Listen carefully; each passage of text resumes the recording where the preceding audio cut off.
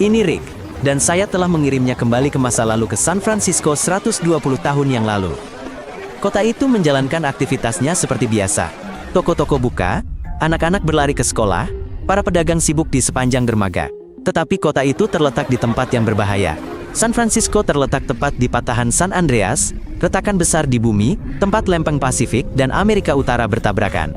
Mereka bergerak perlahan, menumpuk ketegangan selama bertahun-tahun, dan kadang-kadang pecah dalam bentuk retakan dan gempa bumi. Saat itu pukul 5 pagi.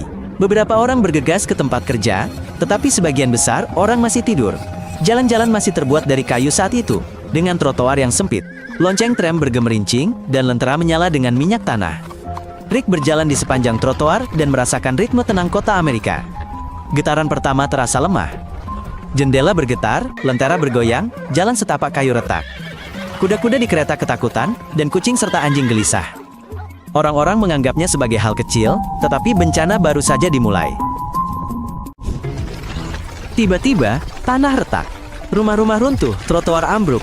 Rick meraih dinding, tetapi dinding itu hancur tepat di bawah tangannya. Atap-atap roboh, batu bata berjatuhan, balok-balok patah. Rick berlari dan menghindari puing-puing. Kota itu berubah menjadi reruntuhan di depan matanya, dan setiap langkah mengarah ke jebakan baru. Melarikan diri menjadi semakin sulit. Patahan San Andreas bergeser sejauh ratusan kilometer.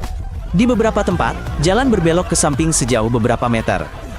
Pagar, trotoar, dan jalanan terbelah, seolah-olah bumi telah terkoyak oleh tangan-tangan tak terlihat.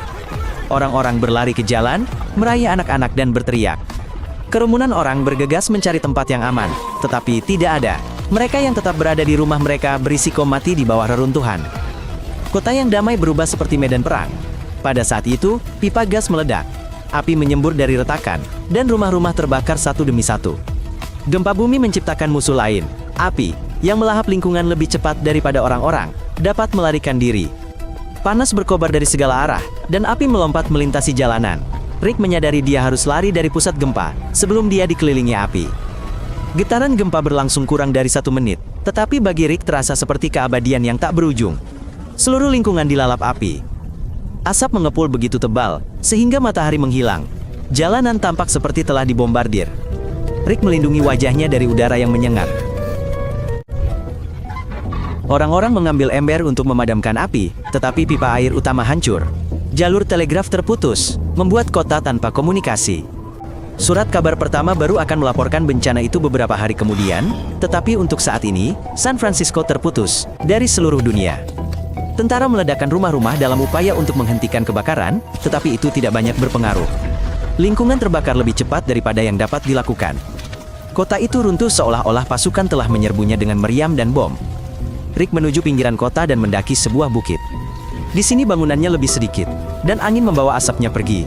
Dari puncak, dia melihat seluruh San Francisco, kota yang dilalap api dan asap sejauh puluhan kilometer. Kemudian, para ilmuwan akan mengatakan bahwa patahan San Andreas menyebabkan bencana tersebut. Dan hanya setelah gempa bumi ini patahan tersebut akan mulai dipelajari secara serius. Dalam hitungan menit, sebagian patahan yang panjangnya hampir 500 km bergeser.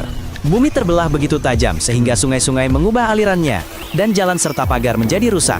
Bekas luka ini akan lama menjadi pengingat akan kekuatan benturan tersebut. Ombak menerjang pantai. Gempa bumi memicu tsunami yang mencapai pantai Pasifik. Bahkan di tempat yang tidak merasakan getaran, laut menunjukkan bahwa bencana telah menghancurkan seluruh wilayah.